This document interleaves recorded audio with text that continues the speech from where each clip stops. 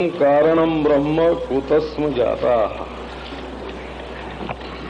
ब्रह्मवादी लोग भगवान का नाम उच्चारण करके हरि ओम, ये भगवान का नाम है,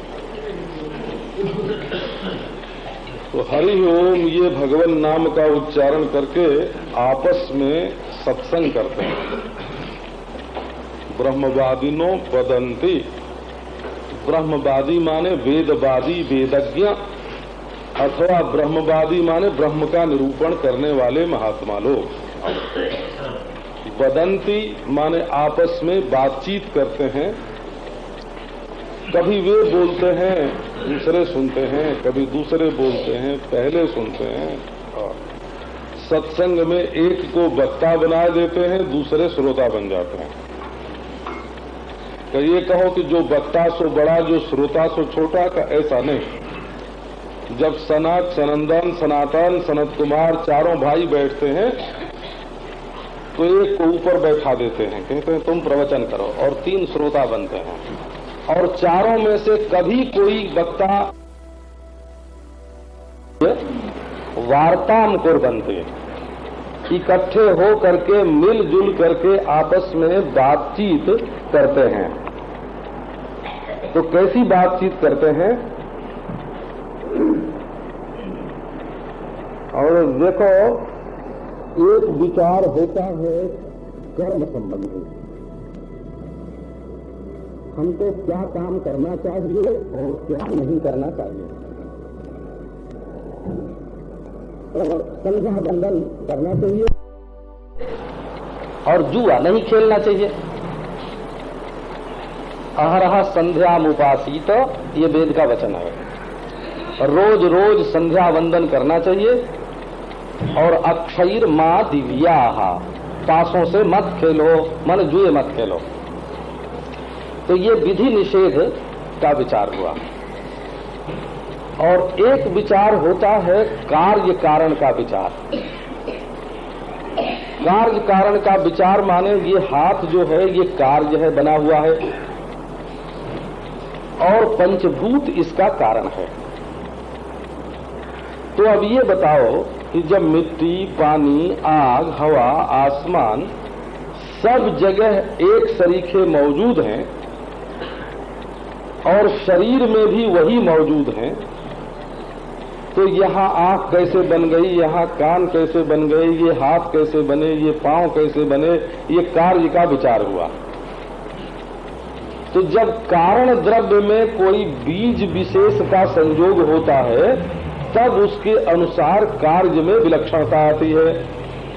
ये आप जानते ही हो, मिट्टी में चने का बीज डाल दो तो चने का पौधा पैदा होगा, और गेहूं का बीज डाल दो तो गेहूं का पौधा पैदा होगा। कारण एक होने पर भी कार्य में अनेकता कैसे होती है? कि बीज के भेद से होती है। तो अच्छा जी, बीज में ही भेद कहां से आता है? उनकी भी यदि अन्वेषणा करें, खोज करें, तो उनमें भी तो पंचभूत ही है। तो ये मानना पड़ेगा कि प्रत्येक बीज में अलग अलग संस्कार होता है। चने का संस्कार अलग, गेहूं का संस्कार अलग, स्त्री का संस्कार अलग, पुरुष का संस्कार अलग, घोड़े का संस्कार अलग, ऊंट का संस्कार अलग। बोले अच्छा, ये संस्कार में ही भेद कैसे हुआ यदि उपादान पंचभूत ही है? तो बहुत विचार करने के बाद महात्माओं ने ये निश्चय किया कि कर्म का भेद हुए बिना पंचभूत रूप एक उपादान में विभिन्न प्रकार के कार्यों के उत्पादन की क्षमता नहीं आ सकती। इसलिए पूर्व कर्म के अनुसार से कारण द्रव्य उपादान में भिन्न भिन्न कार्य उत्पन्न करने की शक्ति आती है। तो अब यदि आपको अपने संस्कार बदलने हो, है ना, तो कर्म में परिवर्तन करना पड़ेगा।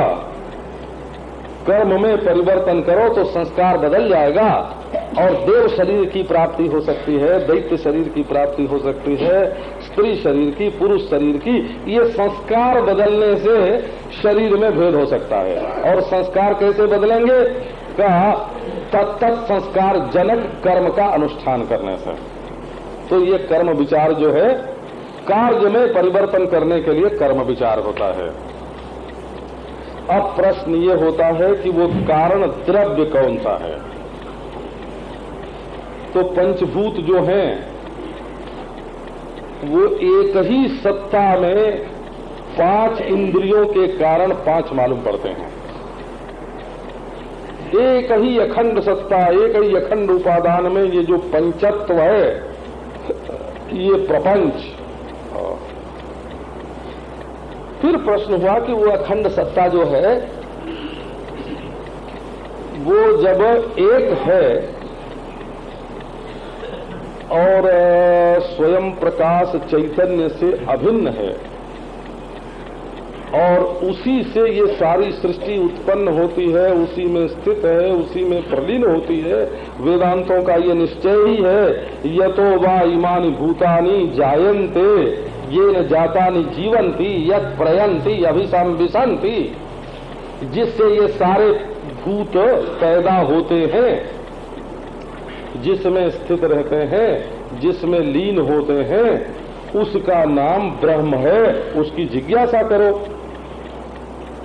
तो बोले कि ठीक है, फिर तो वेदांत से निश्चित ही हो गया कि जो ब्रह्म है सो जगत का कारण है, अब इसमें विचार करने की क्या जरूरत है। बोले ब्रह्मवादी लोग इकट्ठे हुए और फिर उन्होंने ये प्रश्न उठा दिया, किं कारणम ब्रह्म, जगत का कारण क्या है। बोले ब्रह्म है। किं कारणम ये प्रश्न है, तो ब्रह्म ये उत्तर है। जगत का क्या कारण है, बोले ब्रह्म है। तो अब ये ब्रह्म शब्द का अर्थ क्या है। मनुस्मृति में तो लिखा है कि वेद से जगत की उत्पत्ति होती है। भूतम भव्यम भवच्चापि सर्वम वेदात् प्रसिद्ध्यति, वेद से ही सबकी सिद्धि होती है। पौराणिकों में प्रसिद्ध है कि ब्रह्मा से, ब्रह्म माने ब्रह्मा, ब्रह्मा से सारी सृष्टि होती है। योगियों में प्रसिद्ध है कि हिरण्यगर्भ से सारी सृष्टि होती है, ब्रह्म शब्द का अर्थ हिरण्यगर्भ है। और महाराज सांख्यवादियों में तो प्रकृति को भी ब्रह्म बोलते हैं। गीता में ही तासाम ब्रह्म महद जोनि अहम बीज प्रदाप्यता, तो ब्रह्म शब्द का अर्थ क्या है। बोले ब्रह्म शब्द का अर्थ जो असंग है, उदासीन है, सर्वाधिष्ठान है, स्वयं प्रकाश है और अल्प की उत्पत्ति के पूर्व है, अल्प के विनाश के पश्चात है, स्वयं अनंत है, परिच्छेद सामान्य भावोपलक्षित है, वो ब्रह्म है। परिच्छेद माने टुकड़े टुकड़े और सामान्य माने जातियां।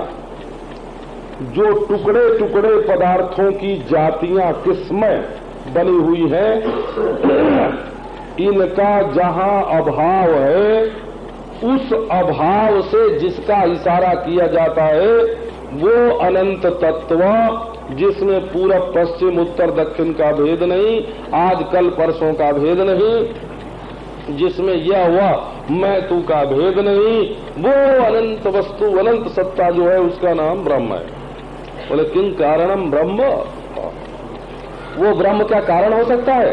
ये देखो दूसरा प्रश्न हो गया। ऐसा जो अनंत असंग अद्वितीय परिपूर्ण ब्रह्म है, वो ब्रह्म क्या कारण हो सकता है। अस्ति विचारे है, तो आओ अब विचार करें कि श्रुति तो कहती है कि जगत का कारण ब्रह्म है, परंतु जब ब्रह्म के स्वरूप पर ध्यान देते हैं तो वो तो कारण होने योग्य है ही नहीं। तो अब आओ 4 जने बैठ के विचार करें। तो विचार करने वाले यदि रागी होंगे, द्वेषी होंगे, तब तो महाराज कोई द्वेषी होगा तो वो उसको ऐसा लगेगा कि हमारे दुश्मन ने ये जाल रचा है, और कोई रागी होगा तो कहेगा भाई हमारे दोस्त ने ये जाल रचा है। तो रागी को पता नहीं चल सकता कि सृष्टि का कारण कौन है, क्योंकि उसकी आंख में राग का जाला है। और द्वेषी को सृष्टि के कारण का पता नहीं चल सकता, क्योंकि उसकी आंख में द्वेष का धुआं है। राग की रंगीनी और द्वेष के धुआं से युक्त जिसकी बुद्धि है, वो बुद्धि के कारण को ठीक ठीक नहीं जान सकता। इसलिए राग द्वेष रहित ब्रह्मवादी लोग बैठ करके इसका विचार करते हैं कि जगत का कारण क्या है, और यदि जगत का कारण ब्रह्म है तो वो अद्वितीय होने पर भी, निर्विकार होने पर भी, स्वयं प्रकाश सर्वाधिष्ठान होने पर भी, अनंत होने पर भी जगत का कारण कैसे बनता है? अच्छा, कारण ही बनता है तो केवल कुम्हार की तरह निमित्त कारण बनता है, कि मिट्टी की तरह उपादान कारण बनता है, कि वो विवर्ती कारण है, कि परिणामी कारण है। अनेक विचार जो उत्थित होते हैं उसको महात्मा लोग एक जगह बैठ करके विचार करते हैं। अतएव ब्रह्म शब्दाभिधेयम कारणम किम इति प्रश्नाभिप्रायः। इसलिए ब्रह्म शब्द से अभिधेय माने ब्रह्म शब्द से जो बात हम कहना चाहते हैं, वो चीज, जो चीज बताना चाहते हैं वो चीज क्या है, ये प्रश्न उठाया। इसलिए विचार करो। तो अच्छा, आप जो पूछते हैं किम कारणम, इस किम कारणम का क्या अभिप्राय है? बोले किम कारणम का ये अभिप्राय है कि कुतस्म जाता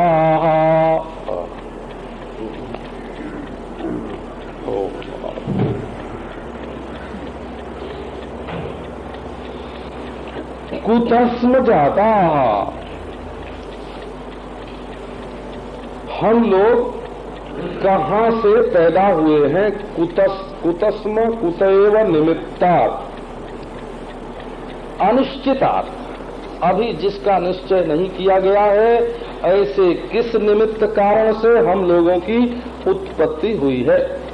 क्योंकि जो भी चीज पैदा होती है उसका कोई न कोई बनाने वाला देखने में आता है।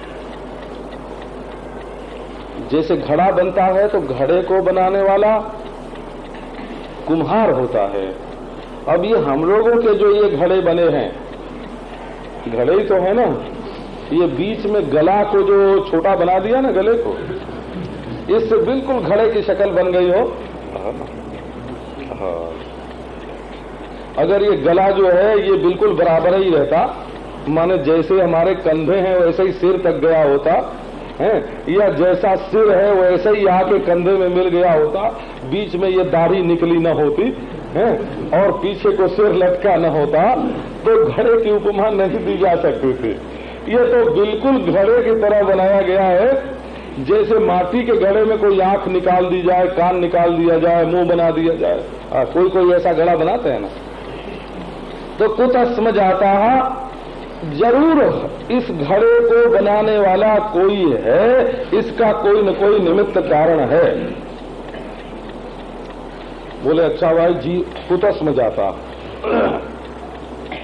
अच्छा, वो निमित्त कारण कौन है? कि जो जिला रहा है वही निमित्त कारण है।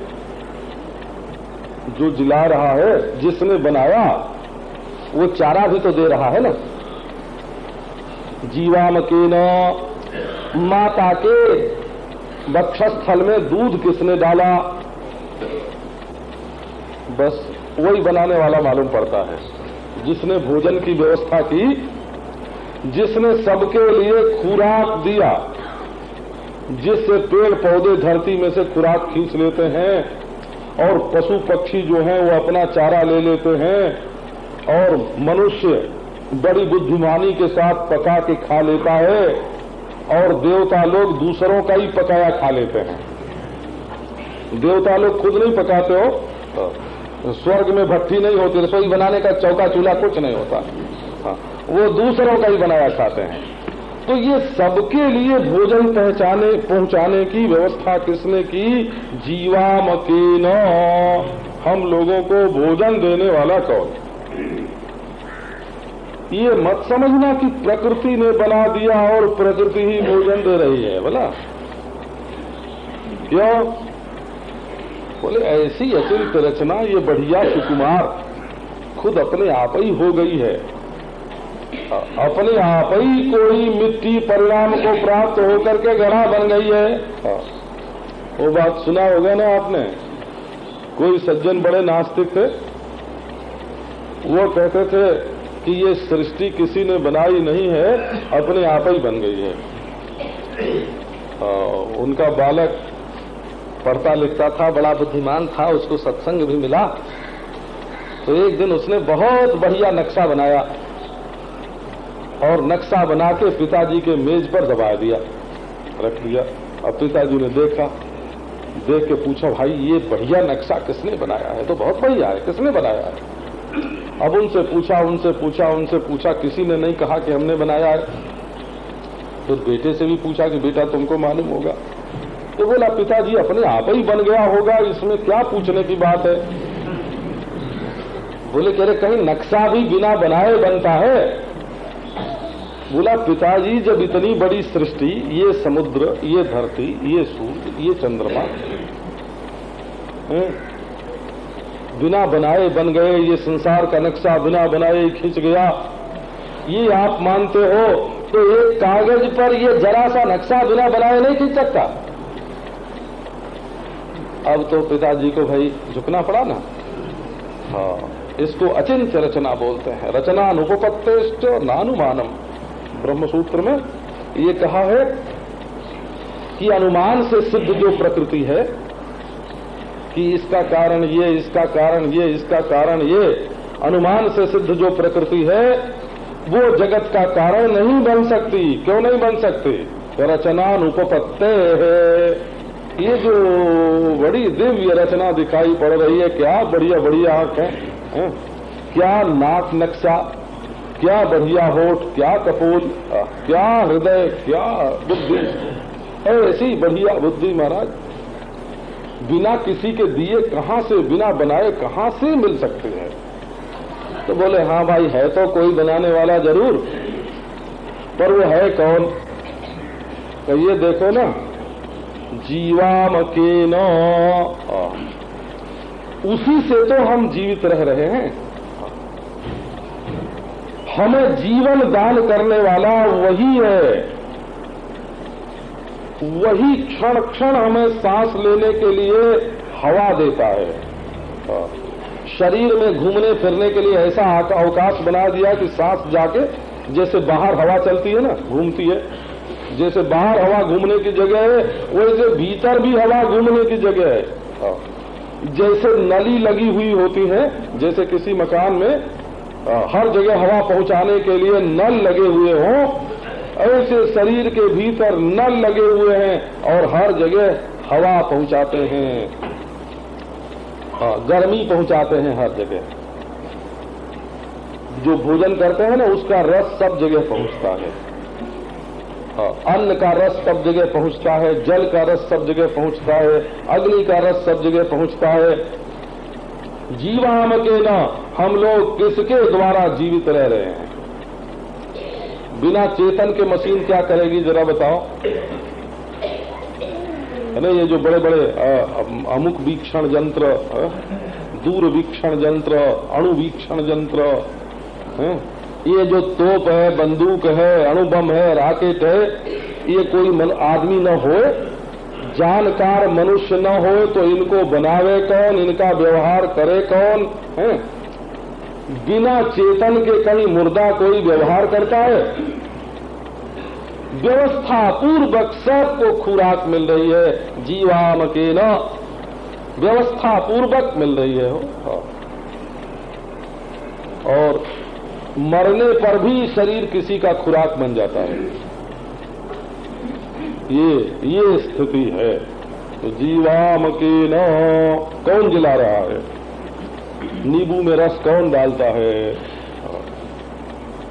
नींबू है ना, नींबू तो कैसा बढ़िया खटमिठा होता है।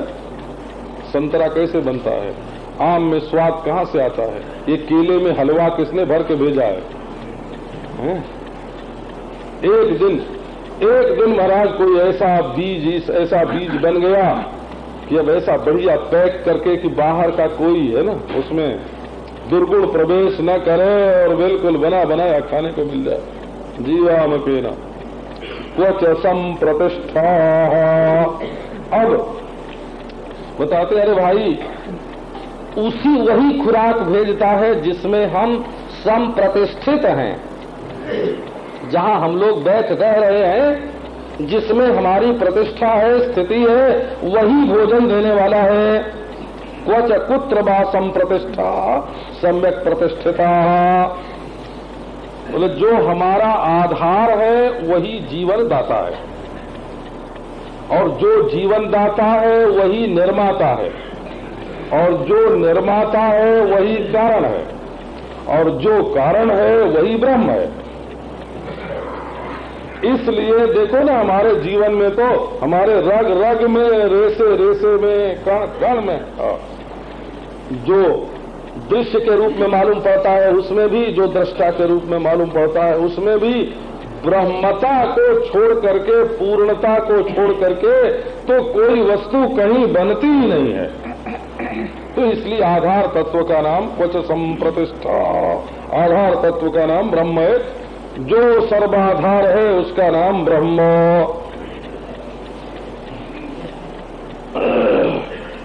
ये किम किम शब्द जो आता है ना उपनिषद में, वो केवल प्रश्न का ही वाचक नहीं होता है बोला, अरे वो तो प्रश्न के उत्तर का भी वाचक होता है। क्योंकि कस्मई देवाय हविषा विधेम जब बोलते हैं ना, तो कस्मई पद का अर्थ किस देवता के लिए ऐसा नहीं, बल्कि कस्मई माने सुख स्वरूप ब्रह्म के लिए, रस स्वरूप ब्रह्म के लिए। कम शब्द का अर्थ होता है कम ब्रह्म होता है ना। क माने प्रजापति, क माने ब्रह्म, क माने ब्रह्मा, क माने सिर, क माने जल। तो ये जब ये है ना, ये सब किम पद के अनेक रूप, के न ये सब ब्रह्म के ही वाचक हैं। किम कारणम, कारण तो ब्रह्म है, किम पद का अर्थ ब्रह्म है, जिसके बारे में संपूर्ण विश्व सृष्टि के महात्मा लोग किम किम किम करके अनुसंधान करते हैं, है ना, वो अनिर्वचनीय किम पद लक्ष्यार्थ जो ब्रह्म है वही जगत का कारण है। किम माने किम पद लक्ष्यार्थ। बोलो किम पद लक्ष्यार्थ क्या है कि ब्रह्म है, अनंत है, अद्वितीय है। उसी से हम लोग पैदा हुए हैं, उसी से जी रहे हैं, और क्वच संप्रतिष्ठा, उसी में हम सब के सब संप्रतिष्ठित हैं। उत्तर भी इसी में है। अब आगे देखो, अधिष्ठिता केन सुखेतरेषु वर्तामहे ब्रह्मविदो व्यवस्थाम। हे ब्रह्मविदा, कोई बात भी पूछनी हो तो अल्पविद से क्या पूछना, अल्पविद से, कि जिसको जिले भर का ही नक्शा मालूम है उससे प्रांत की बात क्या पूछना, जिसको प्रांत का ही नक्शा मालूम है उससे राष्ट्र की बात क्या पूछना। और जो विश्व ब्रह्मांड की बात ही, एक ब्रह्मांड की बात नहीं जानता, उससे कोटि कोटि ब्रह्मांडों के अधिष्ठान की बात क्या पूछना। तो लोग तो ब्राह्मण से बढ़े, ब्राह्मण क्षत्रिय वैश्य से आगे बढ़े बोले हिंदू हुए, तो हिंदू भाव से आगे बढ़े बोले मानव हुए, है ना, मानव भाव से आगे बढ़े तो के बोले प्राणी हो गए, है ना। तो क्योंकि मानवता से अधिक व्यापक प्राणिता है वो। प्राणी भाव से आगे बढ़े जब, तब क्या जड़ भावापन्न हो गए, तो जड़ भावापन्न हो गए। तो सबके संपूर्ण प्राणियों के शरीर में जड़ता ही तो उपादान है ना, जड़ ही तो उपादान है ना। बोले नहीं भाई, इस ब्राह्मणत्व का प्रकाशक, हिंदुत्व का प्रकाशक, है ना, मानवत्व का प्रकाशक, प्राणित्व का प्रकाशक, जड़ का प्रकाशक, जो स्वयं प्रकाश सर्वाधिष्ठान वस्तु है, वो हमारा मूल कारण है, वो अधिष्ठान है।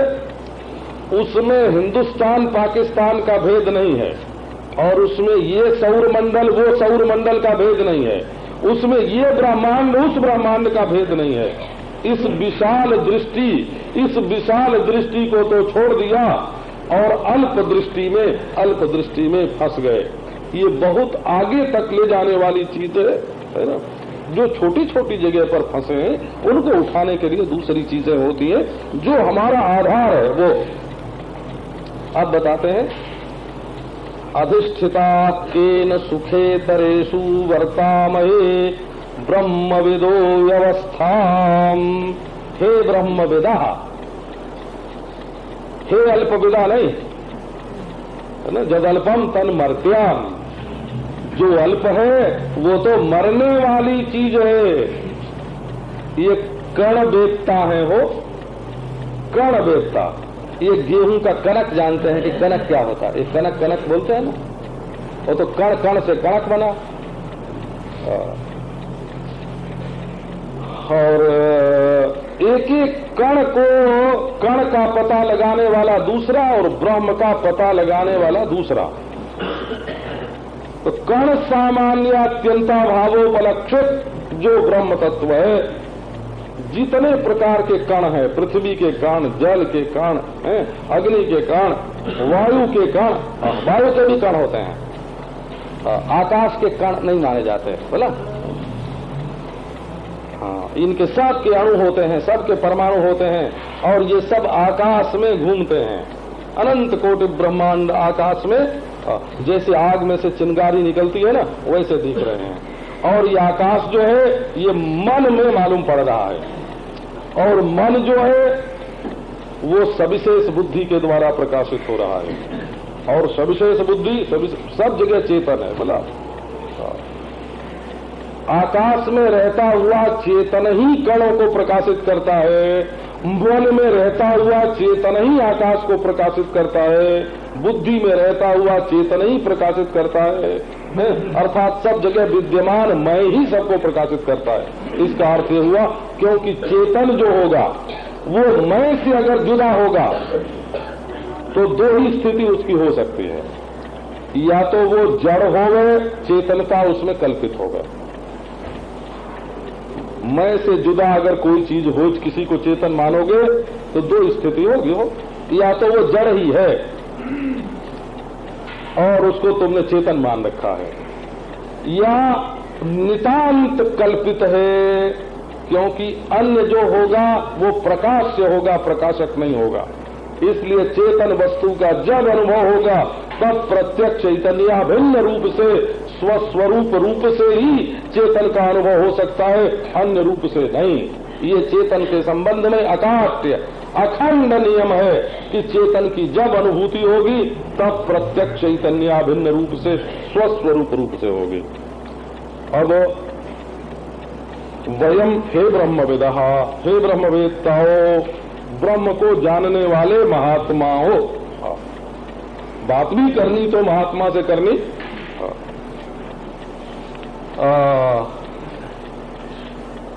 तो भाई बाल कैसा और साड़ी कैसी है और चोटी कैसी है, ये सब बातें संसार की है।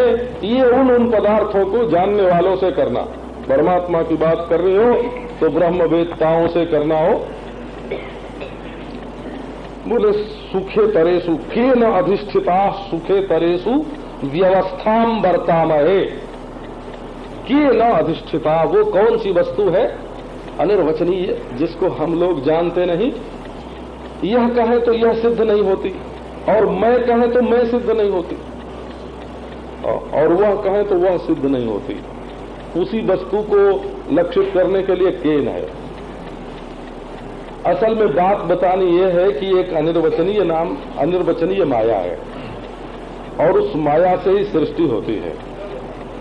तो असंग ब्रह्म भी जगत का कारण नहीं हो सकता, परिच्छिन्न जीव भी जगत का कारण नहीं हो सकता, प्रकृति काल आदि भी जगत के कारण नहीं हो सकते। तो उसके लिए के न आक्षेपार्थक भी होवे तो कोई अर्थ नहीं। के न अनिश्चित न अनिर्वचनीय न अधिष्ठिता वयम सुखे तरेसु व्यवस्थाम वर्तामहे। वो कौन सी चीज है जिसने हम लोगों को अधिष्ठित कर रखा है? अधिष्ठित कर रखा है माने हमारे भीतर रह करके हमको अपने काबू में कर रखा है।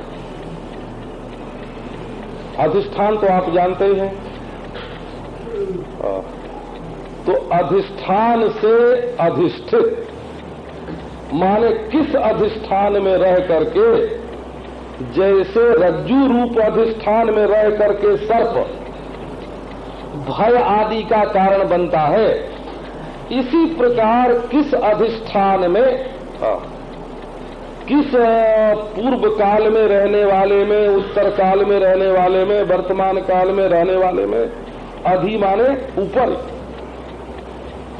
दृश्यमान प्रपंच से ऊपर जिसकी स्थिति है, माने दृश्यमान प्रपंच के जन्म से जिसका जन्म नहीं, स्थान से जिसका स्थान नहीं, मरण से जिसका मरण नहीं, ऐसा अधिक स्थान वाला, अधिक स्थिति वाला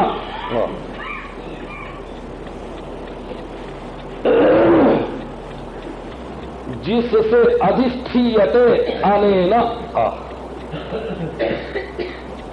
अधितिष्ठति इति, करण व्युत्पत्ति से और भाव व्युत्पत्ति से, दोनों से सारी दुनिया की चीजें पैदा होती रहती हैं, बदलती रहती हैं, मरती रहती हैं, लेकिन पैदा होने में भी वो ज्यों का त्यों, बदलने में भी ज्यों का त्यों, मरने में भी ज्यों का त्यों, जो अपने स्वरूप से कभी प्रच्युत नहीं होता, वो अधिष्ठान।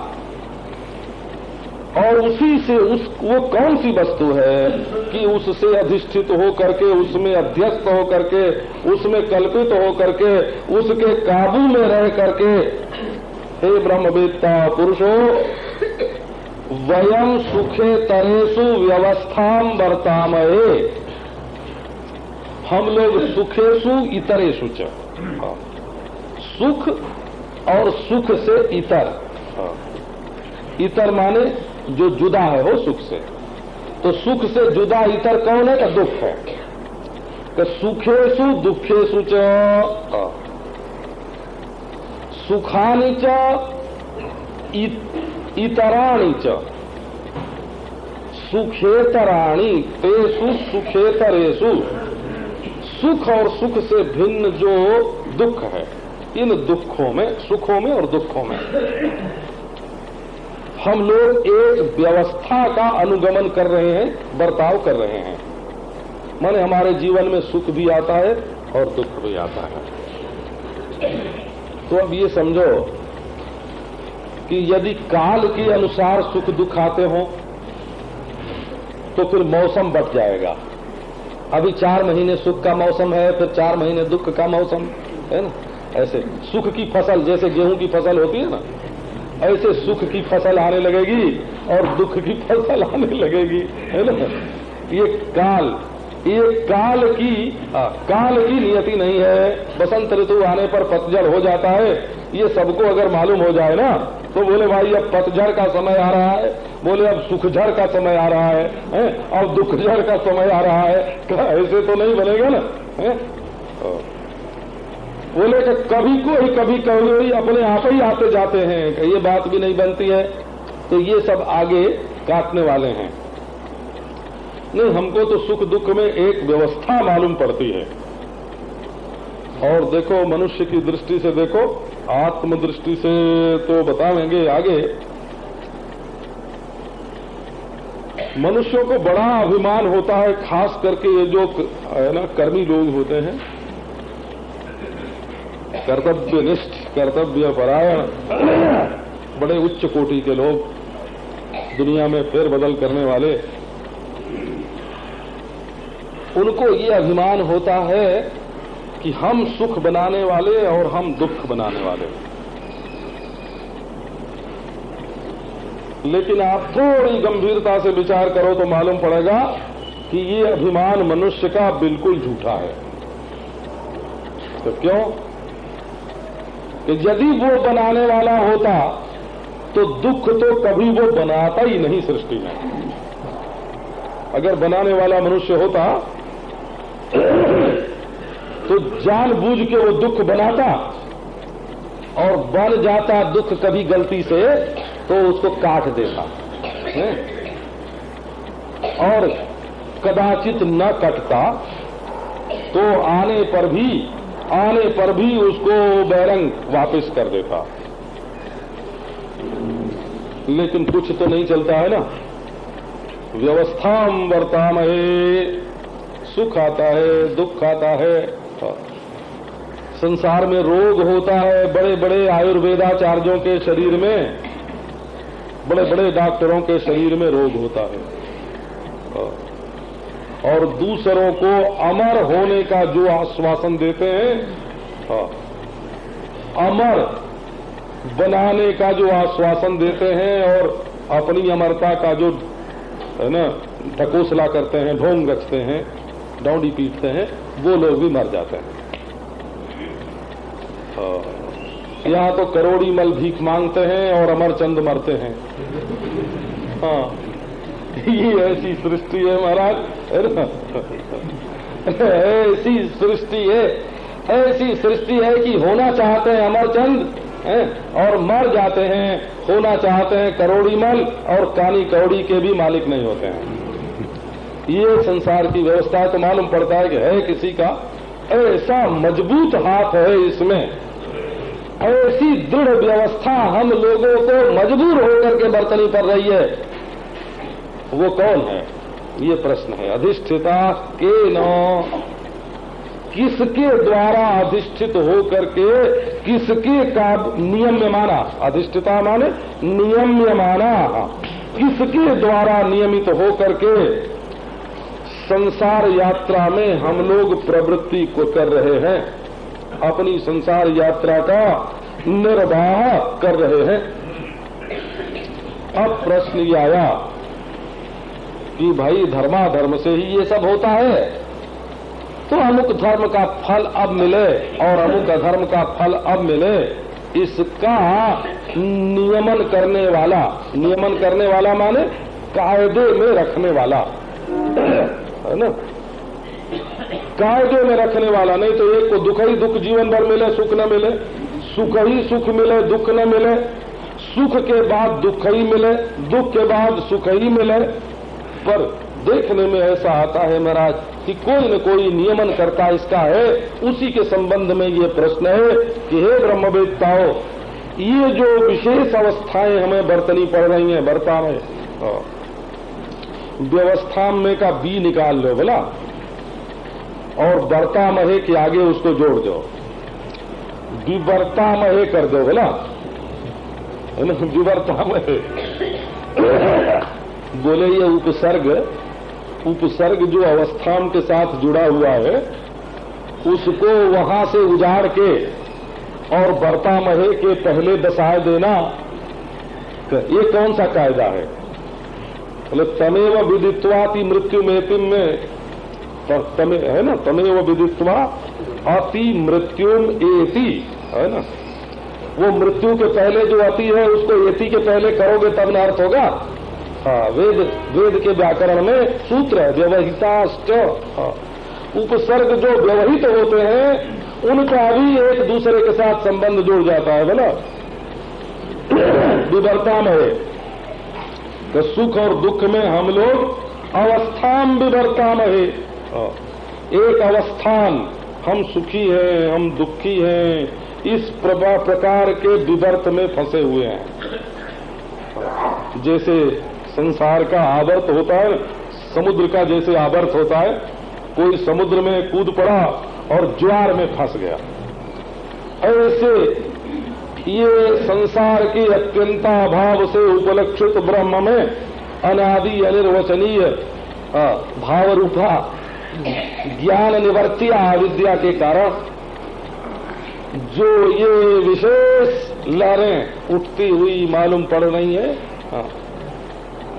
इसमें हम लोग बारंबार फंसे हुए से, इस विवर्त में बारंबार फंसे हुए से लग रहे हैं।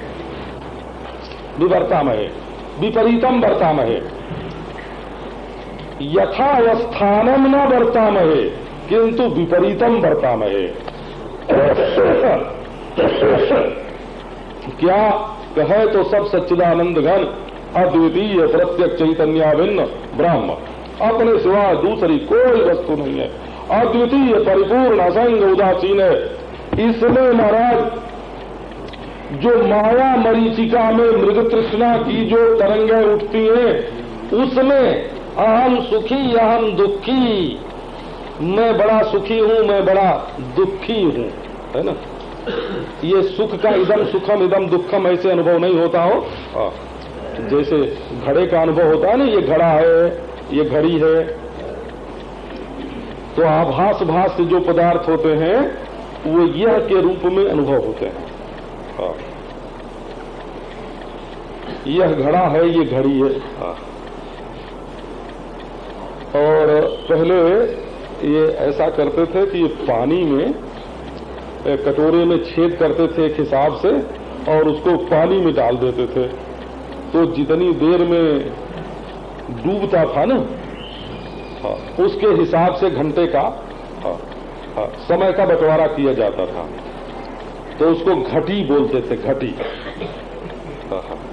जैसे घड़ा होता है ना, घड़ा पानी भरने का, वैसे घटी माने छोटा घड़ा बनाते थे, एक छेद करके पानी में डालते थे।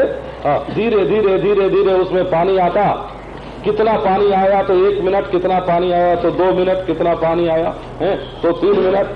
ये पल पल पल पल करके वो दंड, उसके लिए एक दंडाकार चिन्ह बनाया होता था। 1 दंड हुआ, 2 दंड हुआ, 3 दंड हुआ, इसके हिसाब से घटी में नापते थे, घटी में दंड नापते थे, बोला दंड मूर्त, तो उसको घटी यंत्र बोलते थे। काल नापने का यंत्र पहले घटी के रूप में होता था। अब देखो ना हमारे घड़ी बन गया वो, उधर घड़ा है और इधर घड़ी है। ये काल नापने का, काल के विभाग की कल्पना करने का यंत्र है। नहीं तो यहाँ की काल कल्पना अलग और इंग्लैंड की अलग और अमेरिका की अलग है ना। इस आज का तारीख में भी फर्क है, तारीख में भी फर्क, रात में भी फर्क, बजने में भी फर्क। और लोगों अब ऐसी लड़ाई होती है महाराज, कोई कहते हैं घड़ी में अभी कितना बजा, बोले अभी 7:05 हुआ, बोले नहीं अभी 3 ही हुआ है, एक ने कहा नहीं 7 हो गया और लड़ गए, हमारी घड़ी ठीक, हमारी घड़ी ठीक। अब अमेरिका की घड़ी से लड़ो और इंग्लैंड की घड़ी से लड़ो, तब पता चले। तो ये घटी, ये व्यवस्था जो चल रही है ना अवस्था, तो ये घटी जो है ये तो आभास भाष्य है, बोला इयम घटी, इस प्रकार इसका अनुभव होता है, अयम घटा, इस प्रकार इसका अनुभव होता है। लेकिन इदम सुखम इदम दुखम, वो तो जब विषय में सुख दुख का आरोप करोगे तब ना, विषय में जब सुख दुख का आरोप करोगे तो विषय इदम के रूप में मालूम पड़ेगा और उसको कहोगे, सुख के साधन को सुख रूप कहोगे, दुख के साधन को दुख रूप कहोगे। परंतु सुख दुख का वास्तविक अनुभव कहाँ होता है? जहाँ अहम सुखी अहम दुखी, सुख दुख मैं से मिल करके रहते हैं। ये साक्षी भाष्य हैं, साक्षी इनको प्रकाशित करता है। अब महाराज हम हैं साक्षी स्वयं प्रकाश, सुख दुख से बिल्कुल न्यारे। सो ये किसने हमको फंसाए दिया? किसने फंसाए दिया कि सुखे तरेसु अवस्थाम विवर्तामहे, व्यवस्थाम वर्तामहे, कभी हम सुखी हैं कभी दुखी हैं, इस प्रकार की कल्पना से जो हम अभिभूत होते हैं, ये किसी ने महाराज केनचन अनिर्वचनीयेन पदार्थेन विमोहिता एव वयम्, किसी अनिर्वचनीय पदार्थ से विमोहित हो करके ही हम अपने को सुखी दुखी मान रहे हैं। वास्तव में हमारे साथ सुख दुख का संबंध नहीं है, हम सुखी दुखी नहीं हैं, बिना सुखी दुखी हुए ही अपने को सुखी दुखी मानते हैं। अब ये प्रश्न उठा मतभेद। कालः स्वभावो नियतिर यदृच्छा भूतानि योनिः पुरुष इति चिंत्या संयोगयेषाम नत्वात्म भावाद आत्माप्यनीशः सुख दुख हेतु। ये दूसरा मंत्र प्रारंभ होता है। किसी ने कहा काल ही जगत का कारण है।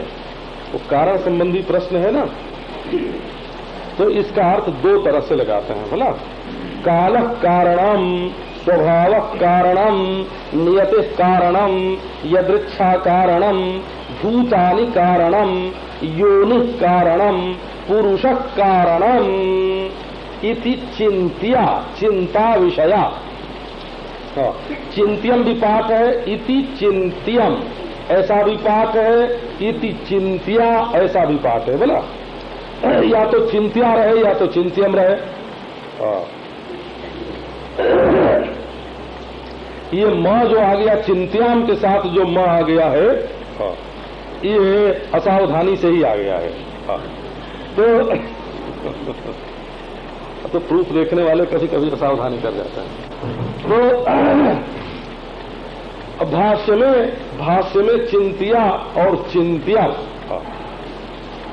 दूसरे जो टीकाकार हैं अनंत विज्ञान शंकरानंद, शंकराचार्य भगवान के नाम पर जो भाष्य है, चिंत्या और चिंत्यम मान करके उन्होंने इसका अर्थ किया हुआ है। तो एक पद्धति तो ये है, 7 विकल्प हैं। काल कारण है कि स्वभाव कारण है कि नियति कारण है कि यदृच्छा कारण है। 4 भूत कारण है, योनि माने प्रकृति कारण है, और पुरुष कारण है। ये 7 विकल्प हैं, ये एक पक्ष है। और दूसरा पक्ष है कालः योनि, स्वभावो योनि, नियतिर योनि, यदृच्छा योनि, भूतानि योनि, पुरुषो योनि इति चिंत्यम। 6 विकल्प हैं। 6 बातों के बारे में ये प्रश्न उठाया जा रहा है कि 7 बातों के बारे में ये प्रश्न उठाया जा रहा है। ये मतभेद को लेकर के अब इसका समाधान करते हैं। काल क्या है? तो आज तक महाराज ये किसी की मुट्ठी में आया नहीं है। बोला तो भाई बड़े बड़े गणितज्ञ हैं। एक बात आपको बतावें, हमारे ज्योतिष शास्त्र में संख्या जितनी बड़ी मानी हुई है, संसार के किसी देश में, किसी भाषा में, किसी जाति में इतनी बड़ी संख्या मानी हुई नहीं है। वो संख्या माने ये लोग गणित में कितने निपुण थे, है ना? लाख तक किसी ने 1 लाख तक गिनती करी, इकाई, दहाई, सैकड़ा, हजार, 10,000, लाख। अब आगे बोलना हुआ तो बोले, है ना, 5 लाख, 10 लाख, 20 लाख, 100 लाख। अच्छा, जरूरत पड़ेगी तो फिर 1000 लाख है, और फिर बोलेंगे लाख लाख, है ना। और हमारे ज्योतिष शास्त्र में गणना की पद्धति है 100 लाख का 1 करोड़, उसकी संख्या हो गई करोड़। फिर कहो उतने ही का नहीं, है ना, 10 करोड़, फिर 100 करोड़ का 1 अरब। ये संख्या चली ना। इससे साफ मालूम होता है कि प्राचीन काल में अपने देश में जो गणितज्ञ हुए हैं वो गणित के गुर को ठीक ठीक समझते थे। अभी थोड़े दिनों पहले में भारती कृष्ण तीर्थ जी महाराज थे ना, शंकराचार्य, जगन्नाथपुरी के शंकराचार्य, उन्होंने ऋग्वेद में से 10 सूत्र निकाले थे गणित के, और अमेरिका गए थे इस बात का प्रदर्शन करने के लिए वहां की यूनिवर्सिटी में कि गणित का कोई भी प्रश्न होवे हम इन 10 सूत्रों से ही उसको हल कर देते हैं। और जाके वहां महीनों रह करके और सफल प्रदर्शन करके इस बात का आए कि गणित को किस तरह से कायदे में लाया जा सकता है। नागपुर यूनिवर्सिटी में बहुत दिनों तक वे इस बात को सिखाते रहे। तो काल जिसको हम लोग कहते हैं वो क्या है? ये काल जो है ये कलना है। हो कलना को काल बोलते हैं। जैसे कला बोलते हैं, कला काष्ठादि रूपेण। एक कला, विकला, विकला, कला, काष्ठा, क्षण, इस तरह से पल, विपल, दंड, घटी, मुहूर्त, याम दिन, ये इस तरह से जो काल की गणना चलती है, ये गणना क्या है? बोले देखो, अगर संसार में कोई चीज नहीं हो तो काल के विभाग का कोई हेतु नहीं होगा।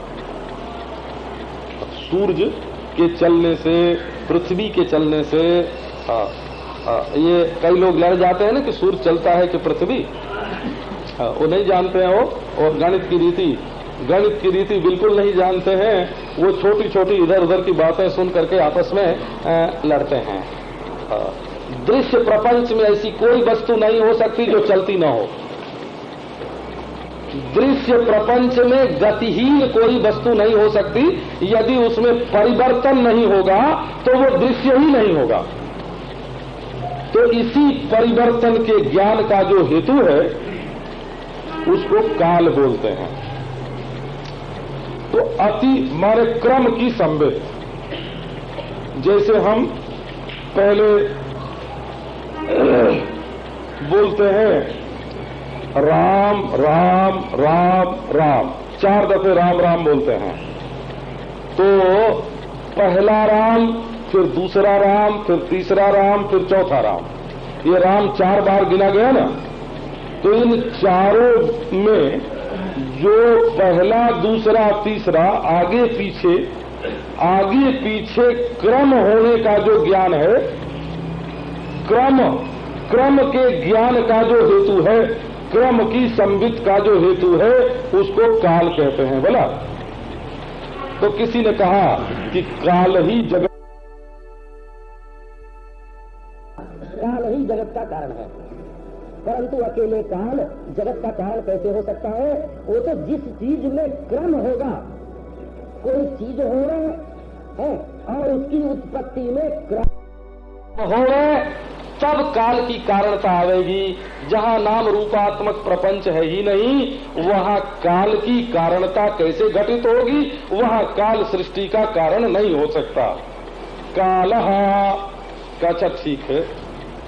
अब बात आई कि नहीं, एक चीज होती है और उसका स्वभाव होता है। जैसे अग्नि है, उसमें उष्णता उसका स्वभाव है। जैसे जल है, द्रवता उसका स्वभाव है। पृथ्वी जो है, दृढ़ता उसका स्वभाव है। वायु जो है, गमनशीलता उसका स्वभाव है। तो उसी स्वभाव की काल में अभिव्यक्ति होती है। काल में कभी वो स्वभाव प्रकट होता है और कभी वो स्वभाव लुप्त हो जाता है। तो प्रत्येक वस्तु का जो स्वभाव है ना, केवल काल जगत का कारण नहीं है, बल्कि स्वभाव के साथ मिल करके वो जगत का कारण है। ये दूसरा प्रसंग उठाया। अब वो स्वभाव के बारे में है ना। अच्छा, अब ये सब प्रसंग फिर आपको समय से कल